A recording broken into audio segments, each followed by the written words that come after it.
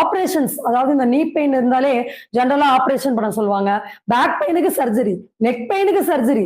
ஐய்யயோ! சர்ஜரின்னு கேட்டவுடனே இன்னும் பெயின் அதிகமாயிடும். சோ இந்த மாதிரியான ஒரு விதமான தாக்கம், மன ரீதியான ஒரு பாதிப்புகள், இதுதான் இந்த உடல் வலிய மீண்டும், மீண்டும், மீண்டும் அதிகப்படுத்துது. இல்லையா? நல்லா வீட்ல இருக்கக்கூடிய சண்டையில உடையிற மண்டை, அதனால வரக்கூடிய வலிகள். சோ குடும்பத்துல ஏற்படக்கூடிய சில பிரச்சனைகள் காரணமா, சில விதமான ஒரு காம்ப்ளெக்ஸ் காரணமா வரக்கூடிய வலிகள். இந்த மாதிரி முதல்ல மனம் சம்பந்தப்பட்ட பிரச்சனைகளை சரி செய்யாம உடலுக்கு மாத்திரை போட்டு விழுங்குறதும், இல்ல மசாஜ் சென்டர் போறதும், இன்னைக்கு அதனாலதான் மசாஜ் சென்டர்ஸ் எல்லாம் ரொம்ப ஃபேமஸ் ஆயிட்டு இருக்கு.